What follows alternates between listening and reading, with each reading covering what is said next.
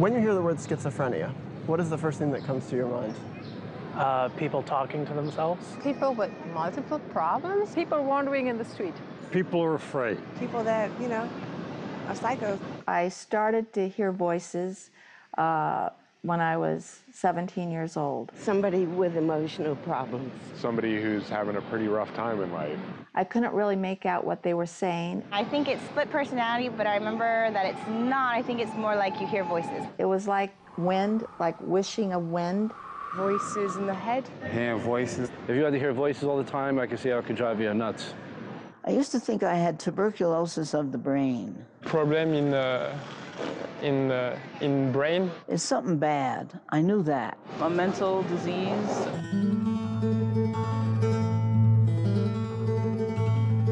I couldn't even go to a phone book to find a phone number. Disorientation. Sort of out of touch with reality. I was sure that people knew what I was thinking. Paranoia. Knew what I was hearing. Having irregular thought patterns. I was hearing full-fledged voices. Flipping out. Kill yourself, kill your mother, kill your sister. Imagine if you heard a counterfactual voice in your head telling you horrible things about yourself. I totally believed that Kill your mother, kill your the sister. devil had taken me over. Psychopath. I don't know much about schizophrenia, and neither do I. Could you give me some examples of hallucinations you had? Faucets running blood. To be honest, the word crazy would come to mind. My gut reaction is crazy. The whole thing smells like feces anyway. One second it'll be someone, next second it'll be crazy. Crazy. Crazy. Crazy. People used to run maggots. They would have maggots all over them. People that are crazy. Probably crazy. It's kind of crazy. Crazy. There's no other way to describe it but terror. Crazy people locked up in small rooms. You find yourself sitting crowded up against a wall Crazy people. Crazy people. in this purely defensive posture. Absolutely insane. I've never said any of this before. It's very, very difficult. Crazy. I would spend most of my classes in the women's bathroom. Madness. I was building a fort. Straitjackets and asylums and all my worst fears realized. I was going to drive off of Irvine Park. There was a cliff there. Unstable. One flew over the cuckoo's nest. I was admitted to the neuropsychiatric unit. Psychiatry, medication. I was started on Thorazine, Pills. Stelazine, Drugs. and Cogentin. Scary. It made me so extremely sedated. A life of confusion. I could barely walk. Makes it hard to have a life. Dystonic reactions. Uncontrolled behavior.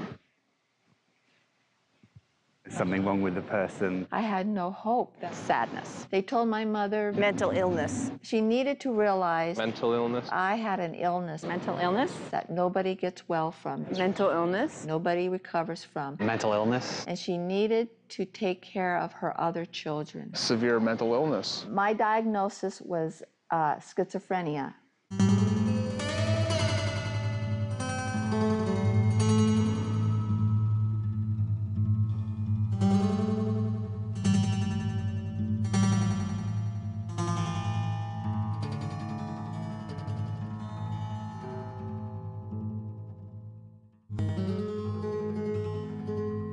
I have never met a schizophrenic whose life wouldn't have driven me crazy if I had lived it.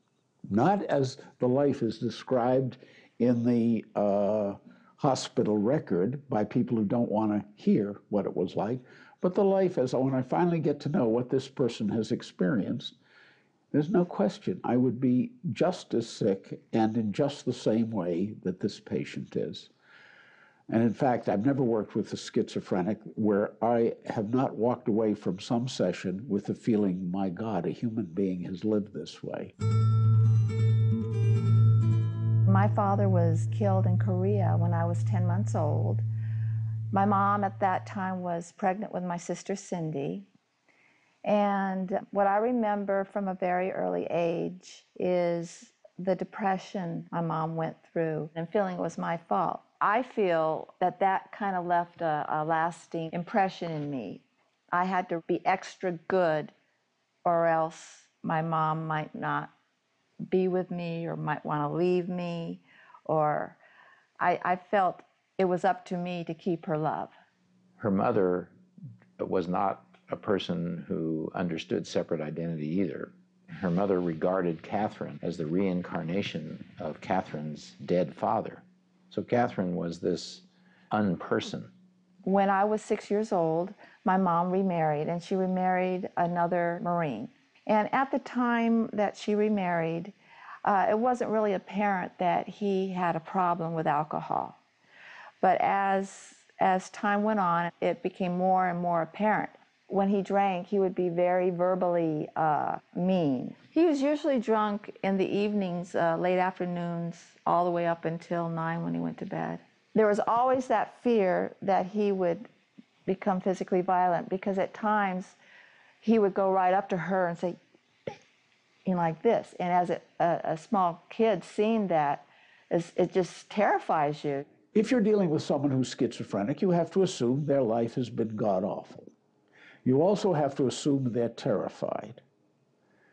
And of course, if you are terrified and have a life that has terrified you, then why should you trust someone? What do you have to transfer that would make you trust somebody who says, I'm here to help you? Well, lots of people have said that who aren't the least bit helpful. And of course, starting with their parents and going on to other people who have been authority figures who aren't helpful, including mental health professionals who said, I'm here to help you, and have done things that have been very hurtful. The start that I remember was when I was 6. And I was coming home from the hospital from having had all that surgery. What surgery did you have? I had 4 kidneys and 4 ureters. So I was wetting myself all over the place and getting hit for it and getting stuff for it. And there was no way I could have controlled any of it. Well, they finally found out what that was, and they did the surgery on it. But the thing was that they said things like, we're going to operate on your doll. And they did all kinds of cystoscopy, which is excruciatingly painful, or was in those days. They've done all kinds of better stuff now. Although I'm scared as hell of it when I have I hear it's still pretty bad. It's not good, but it's not a screamer. It used to be a screamer, because the materials were bigger and they'd force it open and do all that stuff. And then they'd say it wouldn't hurt.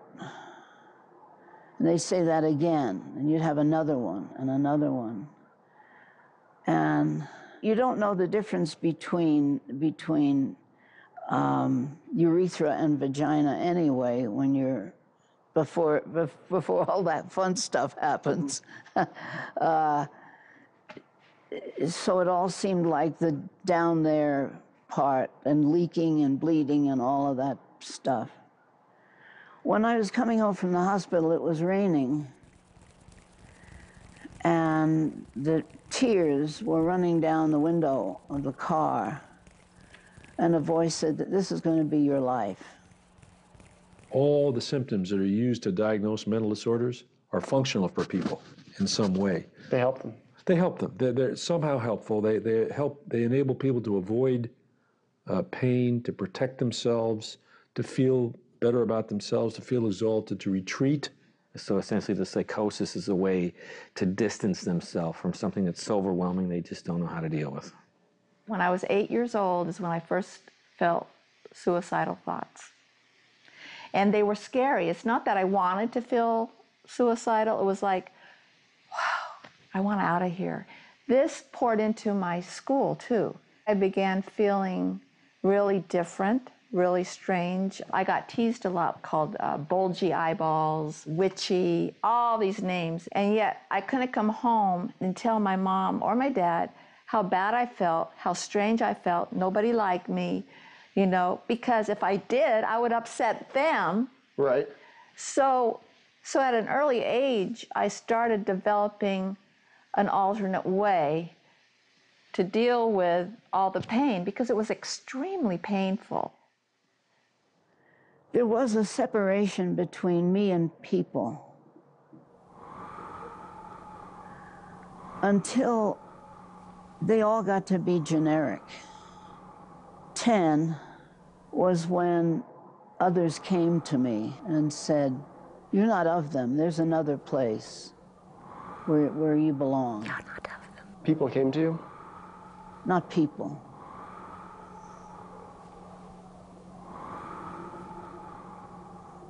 Somethings.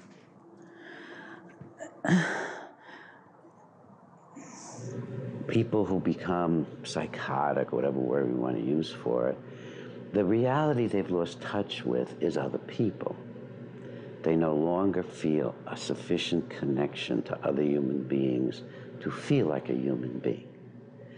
I don't know what it was that I was projecting that made people hate me or dislike me or become angry. I know it must have been something because it was almost universal. When my father was drinking, he would call me Fatty Kathy. Did you take an ugly pill today? And he would always say, why are you making your mother unhappy? When he was actually causing it. Later on, when I was a teenager, why are you wearing your dress so short? You want to be a whore, a bitch? He was a misogynist. He would practice that, as it were, when he was drunk. But he would go after the girls in the family, makeup, and why are you wearing that makeup? And that dress is so short you can see your, and he would say it. So she had no ally.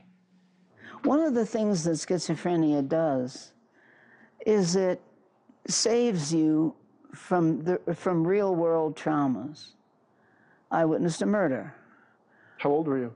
12. I think that would have been traumatic in somebody's life, but it wasn't really in mine. By that time, I was so far gone, it didn't matter to me. I was in the 6th grade, and the 7th was a girl named Kathy. And she came with 2 teenage boys, and they attacked a kid who was carrying some laundry home in a bag, and they knifed him. I mean, they were playing around with him first. They would have hit him, they would have, I don't know, cut open his laundry or something. But she said, are you men or what? So they knifed him. And he was lying there, bleeding, and there was blood pouring out. There was a lot of it. Did you talk about it with your parents back then? Never. With anybody? No. So you witnessed a murder and you just sat with it all alone? Yeah. What would have happened had you told your parents? I don't know. I was in an anti-Semitic camp for 3 years and I didn't tell them. I really started becoming very religious. I would say my rosary on stone. On stone, what does that mean? Well, you know, there's stones in gardens. There's these stones. Oh, so you like sit on a stone? I wouldn't, no, I'd kneel. Oh, that must have hurt. It did. I had, my knees were pretty scraped because I had read stories of the saints where they would make themselves pleasing to God by inflicting self-harm, because that way God would know that they really loved him and wanted to live for him and all this stuff. So I felt if no one else wanted me, God would want me. You try desperately. You try so hard. And you look at other people, you try to act like them. It doesn't work, so you try something else, and that doesn't work. Nothing helps. Human beings get to feel helpless. And that's the fundamental problem that human beings have. You know, we are born very helpless. And when life gets overwhelming, we fall back into the helplessness. Parents try to dress it up. People try to dress it up. Well, she's creative, she's sensitive, she's this and that. If only you would do something with your hair, dress a little better. Get out a little more. Out is not where I want to be. And dressing is putting a dress on a warthog. What do you think causes schizophrenia? I don't know. Chemical imbalances. Some sort of neurological process that went haywire. Something is wrong in the brain. In my abnormal psychology textbook, there was something about it's like nature and nurture. Like there are certain things like having abusive parents or being sexually abused as a child like increases the chances that you'll be schizophrenic, but it's also a chemical imbalance in the brain. All right, let's go to the broken brain theory, okay? Because this is important, because this is sort of the crux of the fraud that has been told to people. Maybe a chemical imbalance, I think it could be. Something depleted in your brain, like some chemical, it's that there's too much of it or not enough of it. You go to Washington Square Park and ask people, what is schizophrenia? A chemical imbalance, I guess. I'm pretty sure that it's a neurological disorder. Overload of brain activity. They have broken brains. The drugs help fix it. People with schizophrenia symptoms are often helped by medications that act on the brain, so that makes me think that it's a brain disorder. When I was a newspaper reporter, I used to write that stuff. Alterations in the chemicals of the brain. Biological factor? Chemical imbalance. Because that's what people told me. It's an imbalance. DNA. Neurologically diseased? But it is intellectual fraud. Chemical imbalance? I'm sure the condition has always been there. It's part of the human genome and memnome. It's easy to prove that it's fraud. I mean, a guy named Kenneth Kindler, who's editor of one of the magazine journals, I think it's Physiologic, I forget exactly which one. In 2005, he says, we have looked for these chemical imbalances and we have not found them. Most likely chemical imbalances in the brain. A guy by the name of Arvid Carlson was one of the initial promoters of this hypothesis. 1992 says it didn't pan out. It's just a brain disorder that develops. Hormonal, mental imbalance. Chemical imbalance. John Kane said in 1993 or 94, big psychiatric researchers, the dopaminergic hypothesis is no longer credible. I have a neuro degree, so I know it's an imbalance of dopamine receptors. Didn't pan out. Something that is just not firing right in your brain. Didn't happen. Could be an organic thing in the brain. Oh, in fact, if you want, I'll get you a book by Steve Hyman, okay, who was the former director of NIMH, and he said there's no evidence, this is in 2002, of a lesion in the dopaminergic system in schizophrenia. Some sort of chemical imbalance. So why does the public believe something differently? I would assume a chemical imbalance. Because they lie to us. Chemical imbalance in the brain? It's sort of a combination of drug companies, Chemical imbalances. groups that they fund, they provide money to, Some sort of chemical imbalance? like the National Alliance for Mentally Ill. Chemical imbalance in the brain. The psychiatric researchers, when they're talking to reporters, they'll say, I remember when I was first reporting on this, they would say, these drugs are like insulin for diabetes. Maybe it needs to be drugs in the same way that a diabetic. So I'd say, well, how so? And they'd say, oh, it's correcting this chemical problem. Chemical imbalance in the brain. Okay, I'd write that. Physiological or chemical. Then later, once I did my own research, I'd come back and say, and they'd say, oh, it's like insulin for diabetes. And I said, well, no, it's not. It's not what you found. And they'd say, oh, you're right. Every time, oh, you're right. And I said, well, why do you tell people that then? Chemical imbalance in the brain. And they'd say, oh, because it gets people to take their drugs. I don't know too much about it, but I know that you need medication. It's a convenient slogan. Chemical imbalance. Chemical imbalance. Chemical imbalance. I said, but you're lying. They'd say, oh, but we know the drugs are good for them, blah, blah, blah. You have to take your pills? Well, why don't you just tell them that we think your drugs are good for you, but we don't know what's wrong with your brain? Probably a chemical imbalance. Isn't it wrong to tell somebody that they have something wrong with their brain when you don't know that? Could you tell me what a mental health professional might best say to not help someone with schizophrenia recover? Well, the usual thing. You have this genetic physiological disorder, which is incurable, but with the best of modern treatment, by which I mean medication, you can be marginally acceptable to most people most of the time. What do you think is the best treatment for schizophrenia? Medicine? Medication? Medication. Medication. Well, if I was a doctor, I would probably say drugs. What's happened now in the psychiatric residencies is they've been trained to treat psychotic individuals, that the word treat has come to mean medicate. They've been told talking with these people can be very dangerous to them, so don't try doing uncovering work with them. They, by and large, aren't trained that well to do psychotherapy with anybody. I once asked a therapist, if there were any brain disorders that were beyond, traditional treatment, and he said the only one that's not really treatable is schizophrenia. But I know that there are medications that help.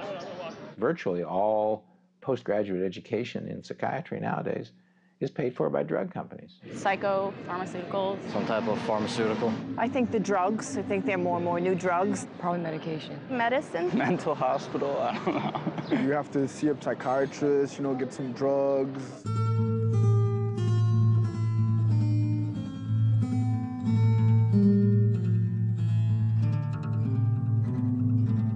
Key to helping people, the most fundamental thing is to help them get over feeling helpless.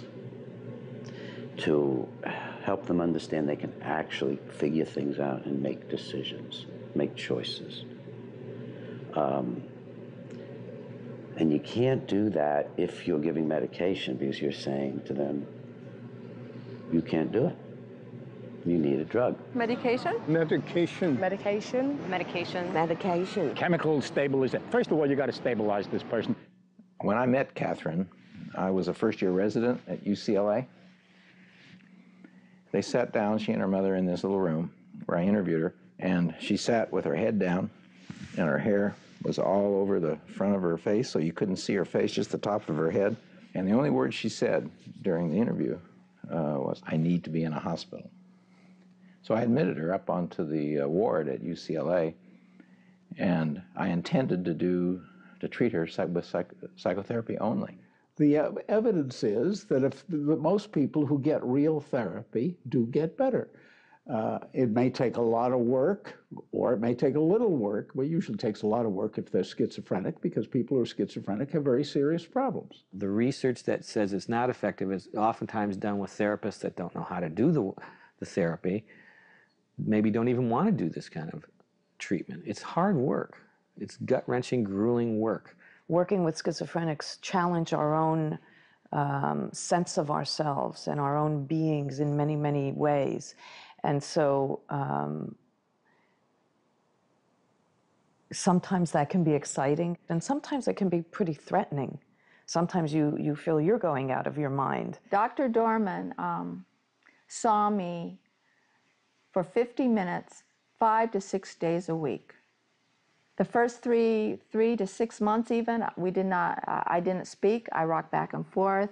She was right out of an old textbook, the old Krepline description of a catatonic schizophrenic. I was sitting like this in a fetal position on the chair, and I didn't look up, and he would sit there, and he would sit there the entire 50 minutes with me not saying a word, rocking back and forth. Sometimes she would sit catatonically still with just a slight little rock, and she was so shut down, she didn't even swallow her own saliva. She left her mouth open a little bit, and her saliva drooled down all over the front of her dress and drip in a string off the hem into a puddle on the floor. And people would talk about how I looked. Right in front of you? Right in front of me. What kind of things would they say? Well, there were these two volunteers there, and they were older ladies, and one lady said, "Look at her, poor dear. Some of them just never make it. Isn't it a shame?" Presuming you couldn't understand. They thought I couldn't hear it, and I could. I mean, yeah, I was psychotic. Yeah, I was hearing, but I could hear that too. Isn't it much easier to give somebody a pill and get rid of them? You know, when I worked in a hospital that gave shock, if the psychiatric resident was angry at a patient and had no insight into it, within 2 weeks the patient was being given electroshock treatment. If there's one fact that you can glean from the history of psychiatry, it's the power of psychiatrists to be deluded about the merits of their therapies. There's various reasons for that. But history tells us that really clear. Because the way it tells us that is we see so many discarded therapies that when they first came up, they were seen as miracle therapies. They were seen as cures. For schizophrenia? For insanity or schizophrenia. I mean, you know, if you go back far enough, bleeding people was a cure. Spinning people around was a cure. You know, electroshock was a cure. Metrazole convulsive therapy was a cure. You know, scrambling the frontal lobes was a cure. Through lobotomy? Yeah. I mean, so lobotomy, the frontal lobes are the frontal part of our brain, right? When that was introduced in the 40s, really, it was seen as a miracle therapy. And when psychiatrists initially did research and evaluated the patients who'd had their frontal lobes scrambled or cut off, They basically concluded it couldn't make people with schizophrenia worse. It could only help them.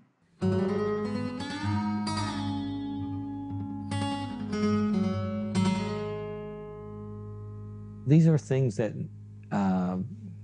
when you look back on, you go, "Oh my God, how barbaric could we be?" My sense is somewhere down the road, we're going to look at the current medications that we use now and go, "How barbaric."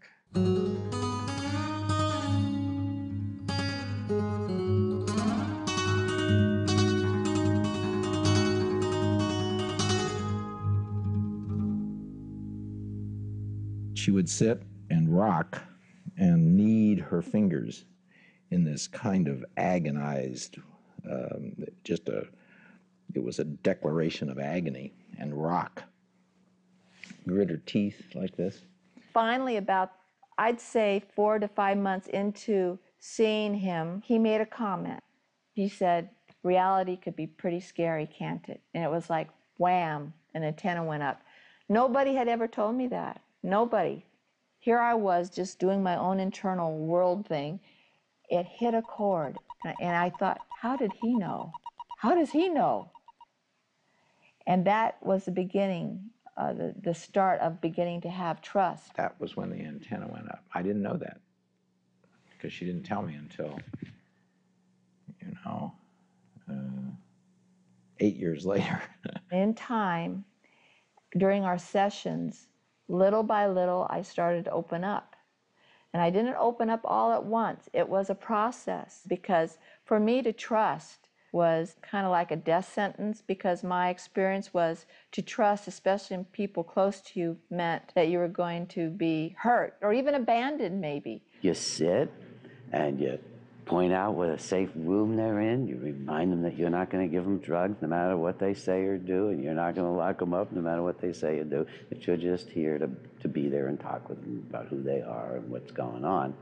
And you just see people begin to regain their trust in another human being.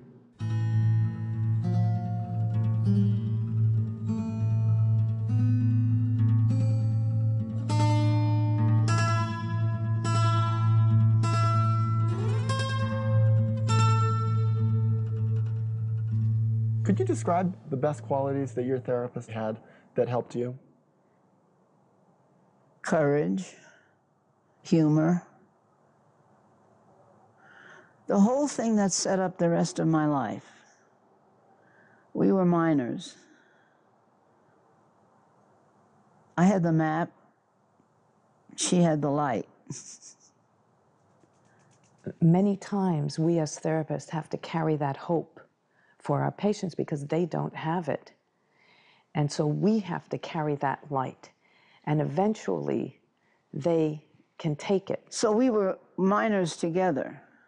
She kept saying, "Take me along, take me along." She had a really strong teamwork with her doctor, with Frieda from Reichman. They both liked each other very much. They both had a family feeling towards each other. There was a kind of psychological adoption that happened. And she said more than once, "I'm not mentally ill, I never have been. I don't know what it's like. That's your job to tell me that." The therapist can act as a reliable guide, a guide into the mind, into the horrors, and a guide with regard to the realities of the world. I see everybody as like a new world, a new culture, really. And each one has their language and each one has their experience. And to me, it's very exciting to enter this new world and learn a new language with this person, rather than make them learn my language. You know, you go to most hospitals and in the emergency room, they'll say, well, he's talking gibberish and he doesn't make sense. And you created an alternate language? Oh, yeah. What did you call it? Irian. Irian. Mm-hmm. Could you still speak that?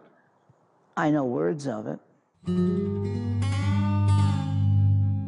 Did anyone there believe in you? Any of your coworkers? Or they all think you were crazy? Mostly thought I was crazy. No one believed in it. They thought it was just Dr. Dorman's experiment. Most mental health professionals have never seen a seriously disturbed person get better. the treatments they give are to make people less disturbing sick people. It wasn't following the rule book about it, so it clearly was an experiment. Everybody thought I was crazy. Even other residents said, well, he thinks he can talk to schizophrenics, so that makes him schizophrenic. You can learn and study about schizophrenia. There are theories and there are approaches, but when you're in a room with somebody, they never quite fit, you know, the formulas or the book, the textbook descriptions. And so you have to be willing to tolerate a certain ambiguity and also to rely on your own creativity, because everyone is different, and even one person might be different from day to day, from hour to hour. Why'd you stick by her? I mean, what gave you faith in her? You know, she never missed an appointment. And she had choice in coming or not coming? Sure. She didn't have to come. 6 days a week. I would get to the office, and she would be leaning up against the wall, eyes.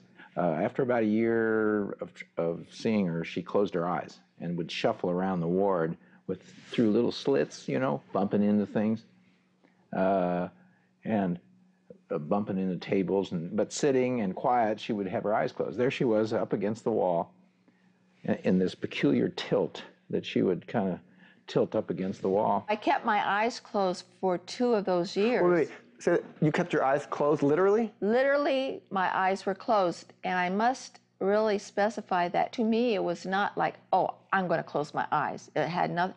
Literally, they closed, and to me, I couldn't open them. But the point is, she never missed an appointment, and she was always on time. Always on time. I made those sessions with Dr. Dorman because he had planted a seed. And as we progressed, that seed was watered. And he would always address what's underneath the delusion, underneath the appearance. He would always appeal to that part of me that was healthy. And you know what? There is always within a person a healthy part, no matter how small. And he told me that. He said, Kathy, I knew you had a well piece. Might not have been that big, but it was there. Do you feel your therapist loved you? She loved.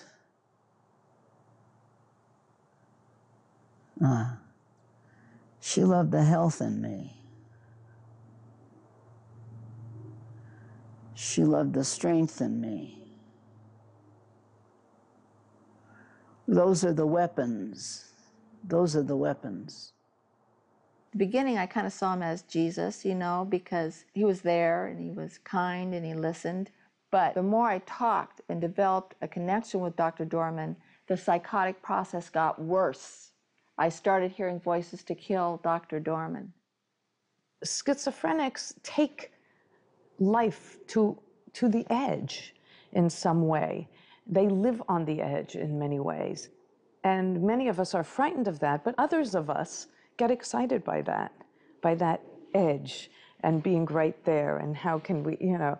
And so there's something about that I think attracts a certain type of therapist to work with schizophrenics. How was it for you when she wanted to kill you? I remember when we first talked about it. I said, well, Catherine, maybe it's the same for me and why you hear voices against your mother. For you, closeness and tenderness can be a horror because it puts you in a terrible position of smallness and dependency. Maybe that's why you're hearing voices against me, is really the development of something tender. You know what happened? She never said a word, but afterwards the nurses heard her just crying deeply in her room after I said that. And I didn't say any more than that.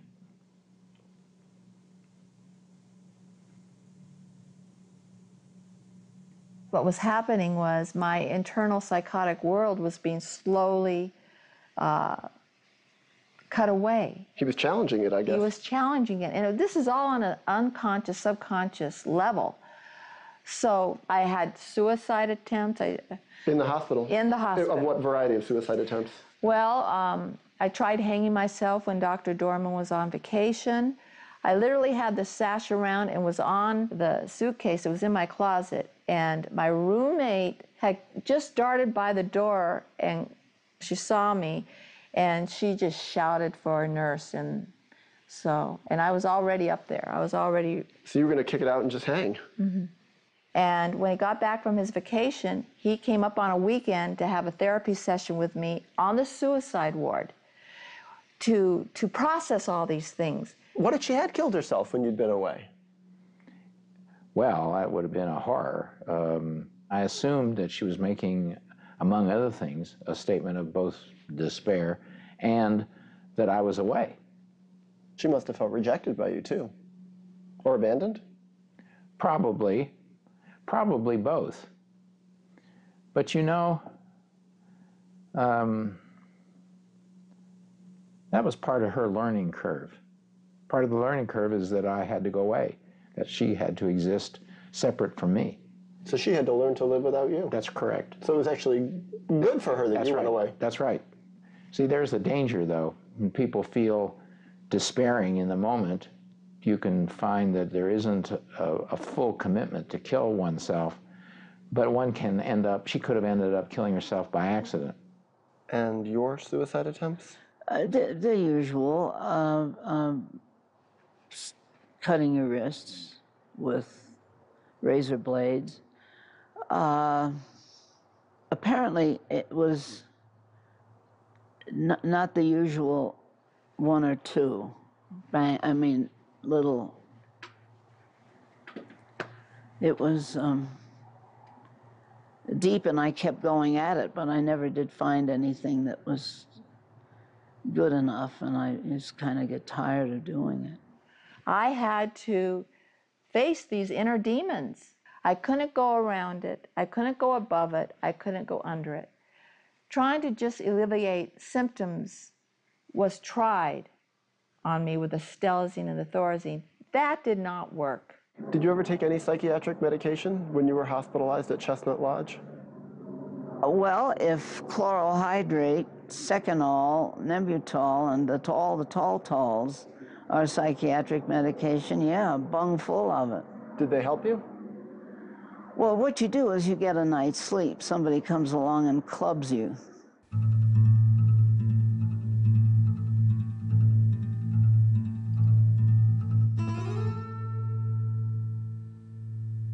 Were you on medication the whole time you were hospitalized? No. Dr. Dorman told my parents when he had a consultation with them that he did not want Kathy to have another crutch. He wanted her to know that when she gets well, she did it herself.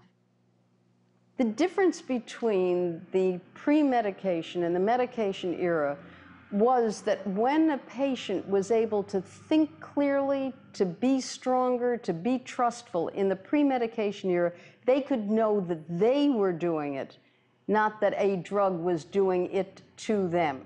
I prefer to work with them without the medication because at least I know also what I'm dealing with. Because the medication also blurs and covers up certain things. And then I don't know exactly what I'm dealing with, neither do they. He thought that I really hated my mother. And I told him, "You're wrong. I love my mother. Probably I loved my mom too much. I always felt overprotective." You don't have to be right all the time. That's one of the most crippling ideas a therapist could possibly have. Therapists working with people with schizophrenia. Therapist of any kind, actually. People don't need perfect therapists. If we have to be correct all the time, nobody could do therapy. But if we have to do our damnedest to try to understand, that we can do. And that's all it takes. And that's a great deal. When in life do you have a bright, kind person doing their damnedest to try to understand you? And how did he take it when you disagreed? He listened. He said, "Okay, I want to hear about it. Let's talk about it." And so he was very respectful. Yeah. And you know, just the very act that he did that, it started to make me feel like I was somebody. She never stripped me without my consent. So she was very respectful. Yes.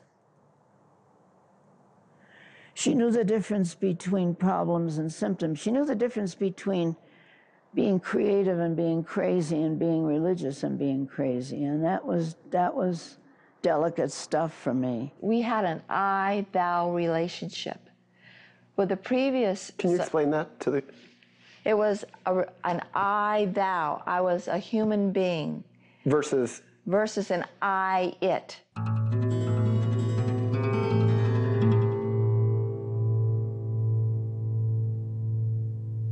Do you believe that someone could recover fully from schizophrenia and, let's say, live a life without medication?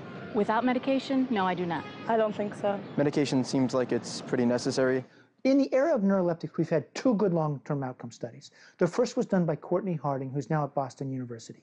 Not without medication. I don't believe it's possible. She followed the long-term outcomes of people who, in the 1950s, diagnosed with schizophrenia on the back wards of a Vermont State Hospital and given up for lost. I don't know if they could recover, but somehow adapt and be able to cope with it. Now, it so happened that in the 60s, Vermont had sort of a very sort of socially progressive model for rehabbing these people. So she followed them up in the 1980s. It's maybe slightly possible, but probably not. And here's what she found. I don't think so. They could recover, but not fully. She found that 1/3 were completely recovered. Asymptomatic, out there, you didn't ever know they were schizophrenic. Don't recall that I've seen those cases. Another 34% were doing pretty well, some pretty good social functioning. I don't think so. 32% were pretty chronically ill. I don't think that they can recover fully because that's something, I believe, something so strong would be embedded in your brain. There's something real key here. Of those who had recovered completely, they all shared one trait. And that trait was everyone had quit taking his or her medication. No, not without medication. No recoveries in those who followed the paradigm of care where you stayed on drugs for life. I don't really think so. No, I think you need to take your medication, yes. The second one was just released. I think you could live without medication. I don't know if you'd recover. Following people diagnosed with schizophrenia in Chicago for 15 years. And they found, and this was just reported in 2007, May 2007, that 40% of all people diagnosed with schizophrenia who got off their medications eventually recovered. Asymptomatic, doing well. Not fully, but I think they could live a pretty normal life. Now, only 5% of those who stayed on their medications recovered. I don't think so. So that's the best long-term study we have in modern times, and it tells you quite clearly that if you want people to recover from schizophrenia, if you want to give them their best chance possible, you get them off the drugs. Fully, no. So that study's done. It's funded by you and me, the taxpayers. Now you go and find one newspaper that reported on that story. I wouldn't think so. I don't know why I wouldn't think so. Why not? Because the NIMH didn't promote it, psychiatry didn't promote it, and they didn't promote it because it didn't tell the story they wanted to. From what I've heard, no. If the reverse were true, 40% of those on drugs recovered versus 5% of those off drugs, that story would have been plastered all over the news. From what I have heard, I think it's fairly permanent unless there's medication involved. That's dishonest science. That's of a discipline that's dishonest because when they get results they don't want, they don't broadcast them to the public. I don't know. Doctors don't know. I don't know either. Is Harding's story well known? Do you think young psychiatrists are being told, you know, we followed schizophrenia patients up for 30 years, and we found that, believe it or not, we don't have to be so despairing. 1/3 completely recover. Now they all happen to be off their drugs, so what we should do is help them get off their drugs. Right. I started getting despairing at the end of my residency. She'd been in the hospital close to 3 years, and she clearly looked worse than when she came in. And my inner thought was that she would end up in the state hospital, that I had failed. And her mother said this, "I'll just take her home. All she needs is love." I turned to Catherine and I said, "Catherine, you know you can't go home. You'll either kill your mother or you'll kill yourself, and there's no way to get better."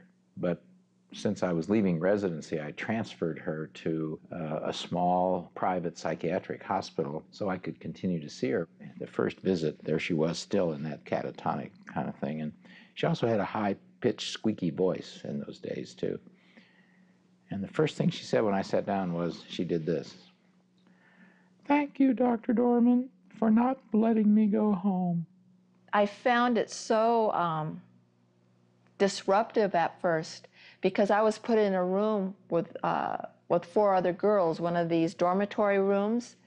And at UCLA, I just had one roommate.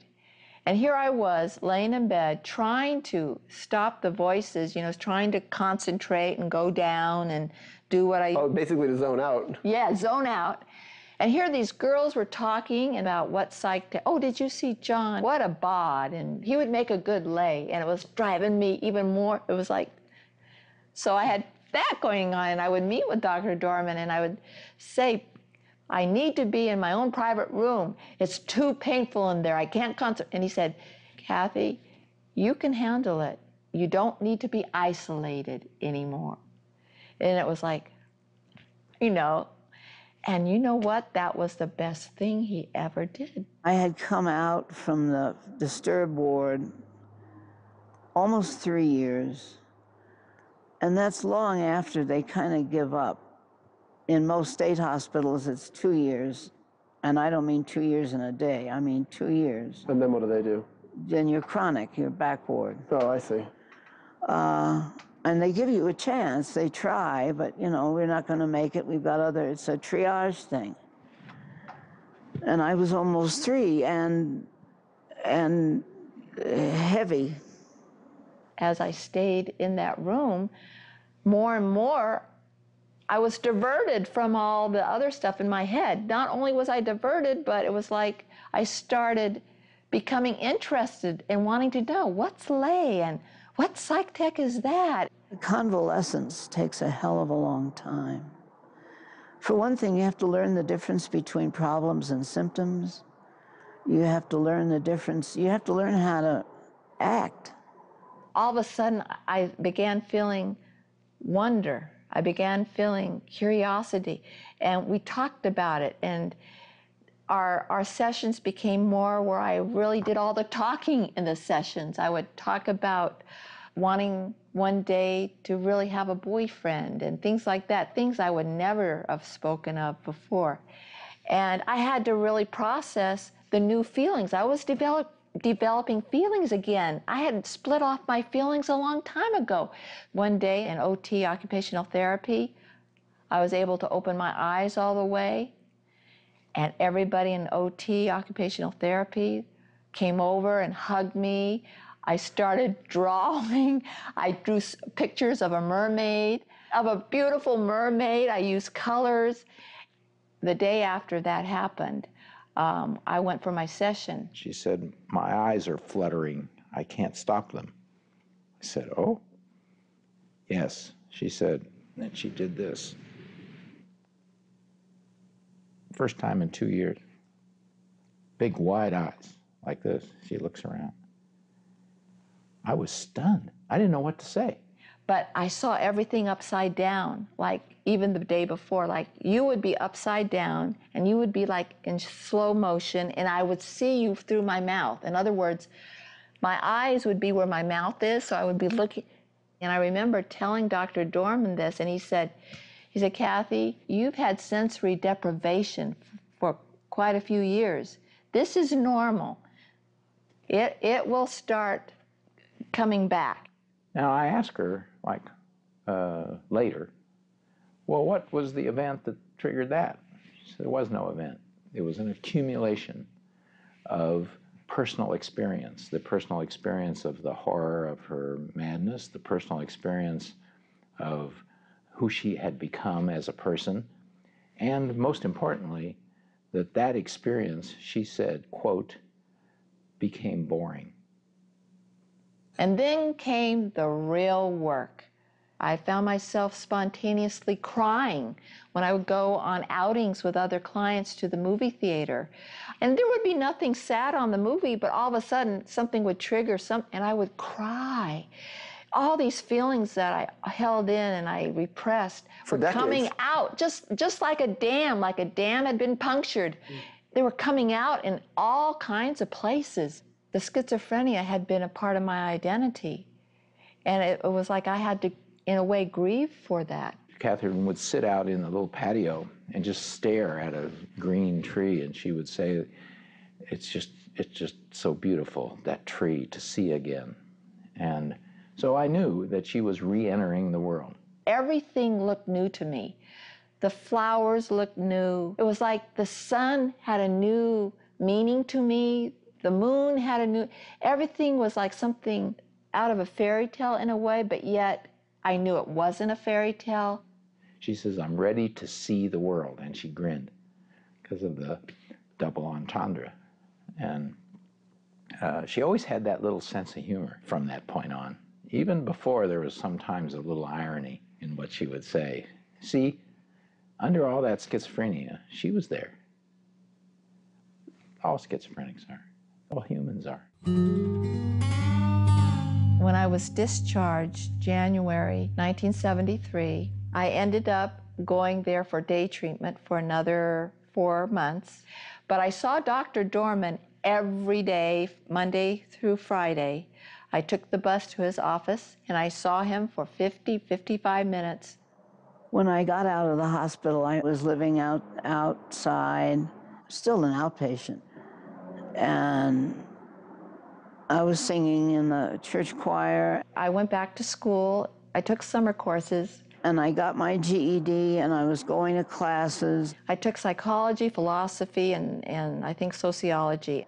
And I tried with everything I had. I gave it everything I had to be present there, to be there. And I got straight Fs. And somebody said to me,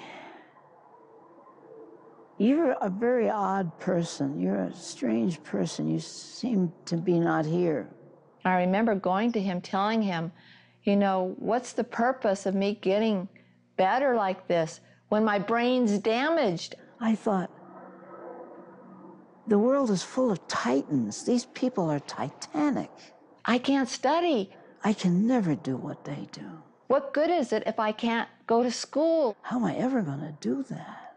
He told me, he said, Kathy, every faculty you had before you got ill will come back. Give yourself time.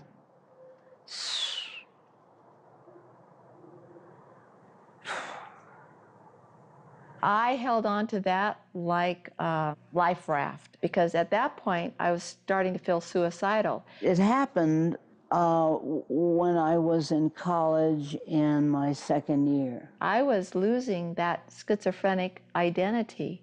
I looked in the mirror and I didn't recognize anything I was seeing. It was awesome and wonderful and terrifying at the same time. And I didn't recognize the life I was living. I was starting to develop a new identity. And I went bonkers. If I didn't have Dr. Dorman to process all these new experiences and feelings, and I ended up back upstairs. It would have been so easy. Disturbed. Allow myself to slip back. I felt so desperate. That next semester I skipped. Some guy came in to do something in the cabinets, and I said, is this going to be my life? And then I took it the fall. Am I going to spend my time going out, getting socked in a kisser, and coming back here? And I got straight B's on all those classes. And he shrugged and said, it's worth a try, ain't it? And from then on, I was doing well with the school and the studying. Pick yourself up off the floor, spit out the carpet, and get on with it again.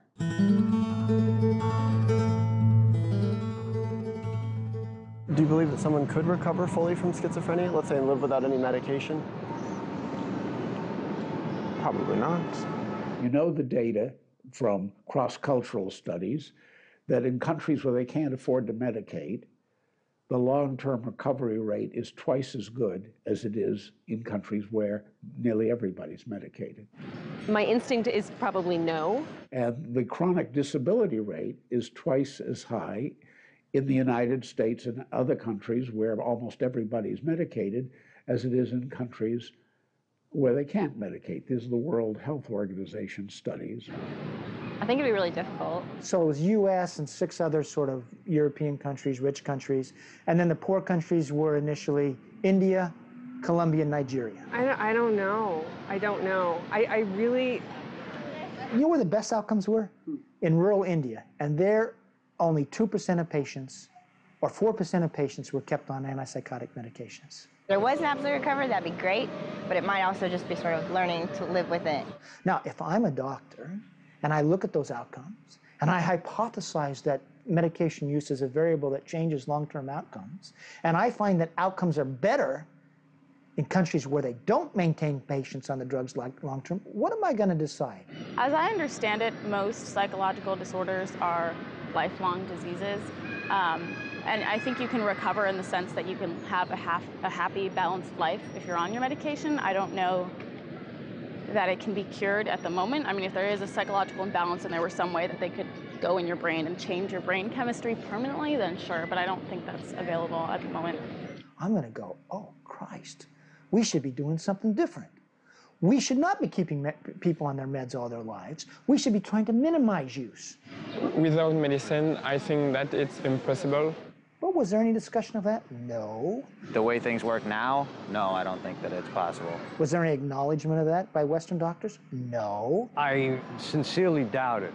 They seem to get worse. Most mental health professionals never even heard of those studies, even though they're done by one of the most reputable research groups in the world. I think that you cannot recover from schizophrenia, but you can keep it under control. Reputable and non-radical, too. That's right. They're not the least bit radical. In fact, they did the studies to show how good the new medications were. No, probably not. But they were honest. When they found the opposite, they didn't believe it at first, thought it must be that in countries where they don't medicate, they're using different diagnostic criteria. But they published their findings saying, we don't believe it. No, I don't think so. Then, because they're good researchers, they repeated it very carefully using the same diagnostic criteria in all 6 countries and found exactly the same thing. Probably not. You see, if they worked for a drug company, they'd have said, this explains it, but they would do no research to show it. The important thing was to make sure that drugs kept selling. No, I would say that you would need medication. And in fact, they concluded, the World Health Organization investigators concluded, that living in a developed country is, quote, a strong predictor that you'll never fully recover. I think we would be hard-pressed to find someone who wouldn't continue their hallucinations or delusions just through counseling. So I'm not so sure that something other than medication would be able to fully alleviate all symptoms. I was in New York, sitting on a bus, and there it was again, the whole business, right down. I was schizophrenic. And I said to myself, wait a minute. Shh. And by this time, your therapist had already died, right? Oh, yeah. Hey, shh, what's this all about? Well, schizophrenics don't do that.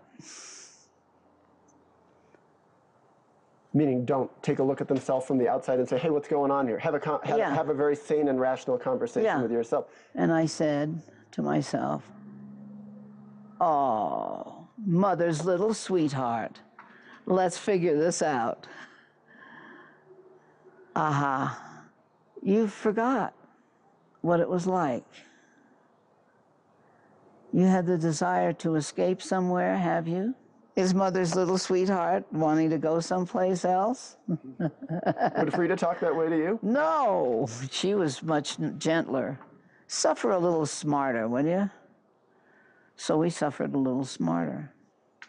Me and my brains. And you didn't end up back in the hospital? No.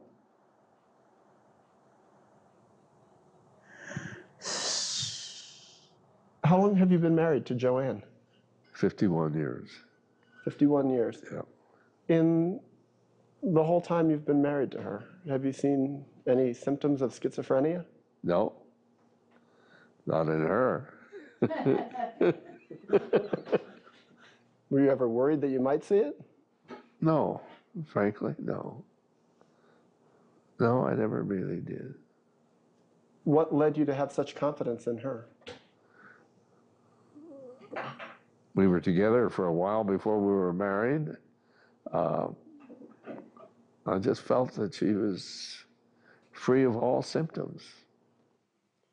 Do you feel that you are at any risk of becoming schizophrenic again?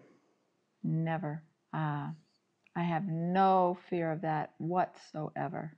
She was given an MMPI when she was admitted, and the schizophrenic spike and the paranoid spike were extraordinarily high. It was clearly the MMPI that would be interpreted by an objective observer as this person suffers from schizophrenia.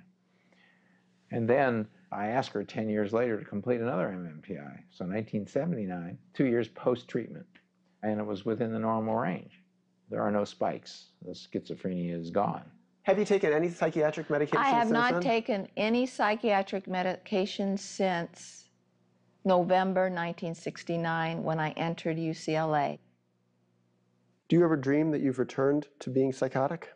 I used to the first 4 or 5 years. First 4 or 5 years when? Of recovery. This was from 1973 to about 1977 or 8.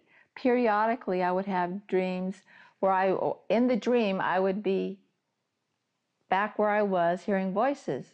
And kill yourself, kill your mother. With the disorganized thoughts and everything. But I was still seeing Dr. Dorman, and so we discussed that in the sessions, and he said, see how healthy you're getting? It's coming out in your dreams now. It's no longer a part of your conscious reality. And he said again, he said, and in time, you won't even have it in your dreams. And he was right on. Do you ever dream that you've returned to All the time. being psychotic or schizophrenic? All the time. I mean, not every night, no, but every so often.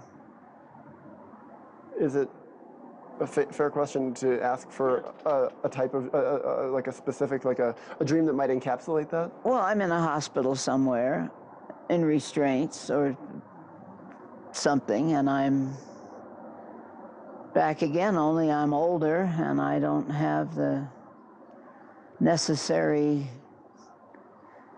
vim and vigor to do much about it.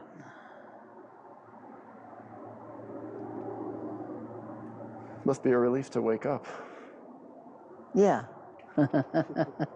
Quickest recovery ever. Yeah, quickest recovery ever, yeah. Do you feel you're all well? I feel I'm a very well-balanced person. Do I at times get anxiety and get stressed out? Yes. Do I at times get depressed sometimes? Yes. But the difference is I know I have within me the tools and ability to not let that overcome me and become my life. What are the tools you use now? If you feel bad, get one of the tapes of stuff I've sung and bay and howl against the music. I journal. Sing alto parts. I will play music. I've sung a whole lot of wonderful stuff. Go do it again. I will dance. Dance has always been a very cathartic experience, a very therapeutic experience in my life. Work. I do poetry, a lot of poetry. Sickle up a rocky acre. Meditation. Flick the sickle. Making sure I spend time in quiet time, staying in the present moment, appreciating the present moment. Call somebody up. It's such a gift because there was a part of my life, almost 7 years, where I had no quiet in my mind. Or all the noise. I had only chatter, chatter, chatter. Have a chat. The greatest gift is wanting to be with people. Go skiing with friends. Doing the opposite of isolating, but really loving the contact with people and seeing that humanness in people, the sacred in each one of us. Do you believe someone might be able to recover fully from schizophrenia and live a life without medication?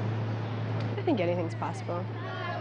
Yeah, I believe anything's possible. It is possible, so certainly it's possible. That I don't know. I hope so. Let's say you were a young person now. Let's say you were 14, 15, 16, and God help me.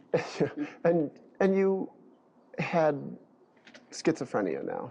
I think so. I mean, I think, you know what, depends on the degree and the level of schizophrenia. I think it's possible. It must be possible. I think it could be possible. What would happen to me today would be so much less good. I'd be put on an adolescent unit somewhere, and then I'd die.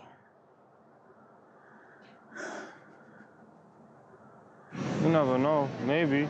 It might take years. It might take like a lot of time, but you never know. I think that if you had the right kind of doctors and the right kind of therapists involved, it's possible. It's true. Yes. I would like to think so. I think there's always hope, you know. I don't see why not. It's a psychological condition, and everybody's walking around crazy. Some people just can hide it better than others. Yeah, you wonder, just a slightly different, your parents had taken a left turn instead of a right turn, dropped you off at one place instead of another. Well, I would not be alive because for me, I had suicide was my ticket out. So you think you would have killed yourself? Most probably.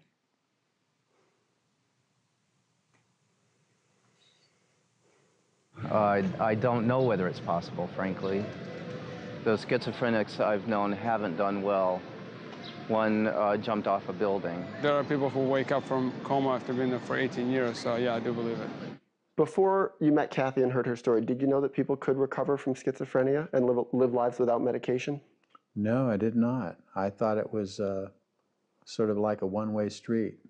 I think it can be possible. Yeah, I think it seems feasible, especially if they have good support group, good group of friends. Did you make friends in the hospital? Yeah. Good friends? Yeah. Still. I believe it's possible, sure.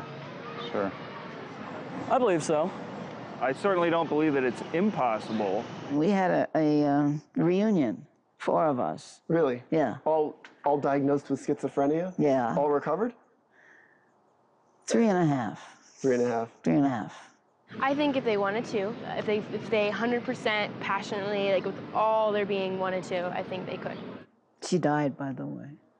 Which, the one who half made it. Yes, I do. If they have the proper treatment and they have the willingness to change their life. I would hope so. But the other 2 are fine.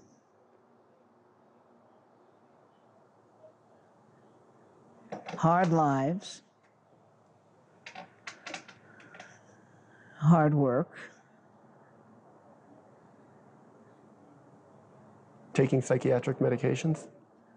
Certainly not. Well, since I don't believe medication is necessarily necessary, sure. I think it is possible, but I think it really depends on the individual. I care about people who are going through what I went through because I've been there. Probably. I think the mind is capable of enormous change, so probably. They are some of the most beautiful, courageous people I've ever met. If they really wanted and understood what they had, their disease, yeah, they could probably do it. I'd like to think so, since I don't believe in medication. And it saddens me when I see society and the media portraying them as these buffoons, as these psychotic, knife-wielding. Yeah, I'd hope so. I'd hope so. Although the cases that I've heard of that come into the newspaper seem to be people that have come off their medication and had a bit of trouble. Sure, that happens, but that is not the majority of people who have a mental disorder.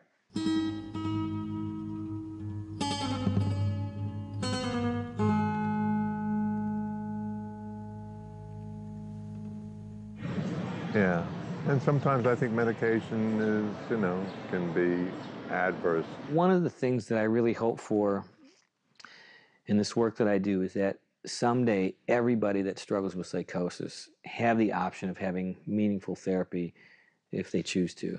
I'd like to think they could. I would hope that would be the goal. I hope so. I hope that somebody cares enough to try to help. To have somebody come to you and be more open with you than your best friend is ever going to be. And to talk to you about their lives and what they're going through and their hopes and desires and fears is such a privilege to be allowed to get to know people like that. I mean, there's no other way to do it. other than being a therapist. You keep learning how to do therapy as long as you're alive and doing therapy. That's what makes it absolutely fascinating to be a therapist. Possibly. Possibly. I would hope so. I would hope so. Definitely, definitely.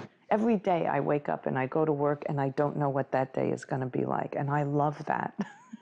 Some people would hate that because it would make them anxious. I love that. I love that I can't predict, that I'm going to be surprised, and I always retain, this sense of wonder and surprise at what a person will bring to me.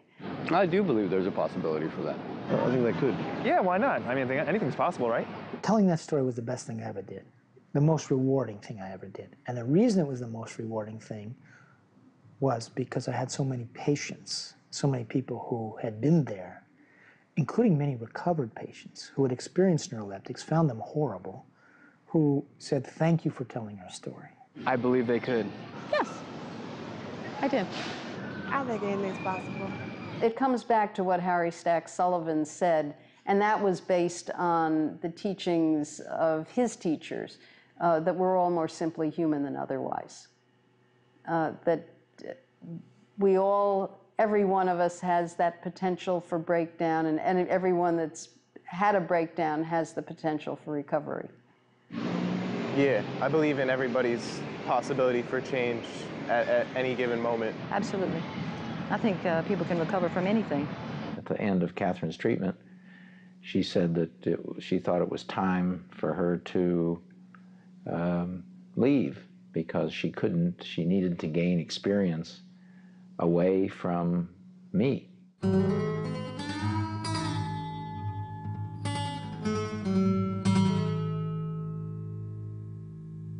And I agreed.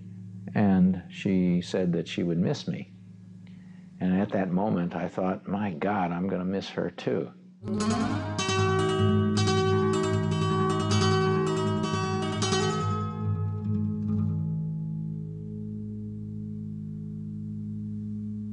Looking back, the journey was one of the greatest journeys of my life. I would not change what I went through. I would not change it one bit.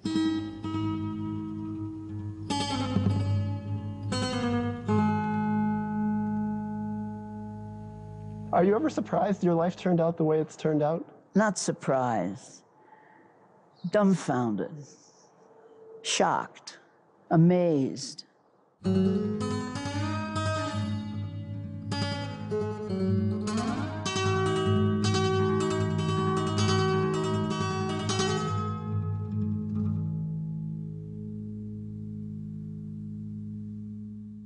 I got to use my having been sick in a lot of positive ways, and that's a great blessing.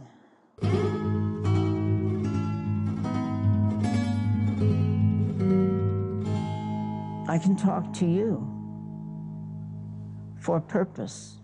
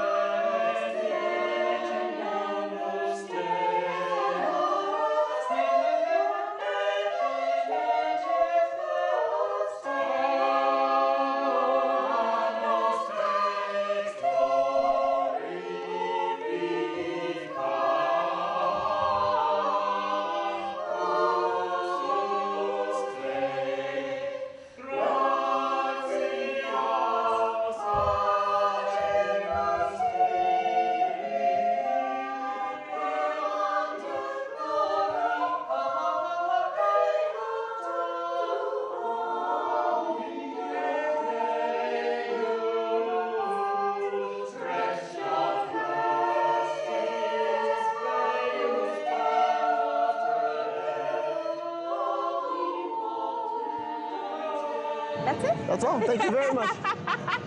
Anything else you want to add? Got another? No, that's about it. Thank you very much. Thank you, sir. That's all. Thank you very much. You're welcome. Thanks a lot. No worries, man. Thank you very much. Hope I helped you.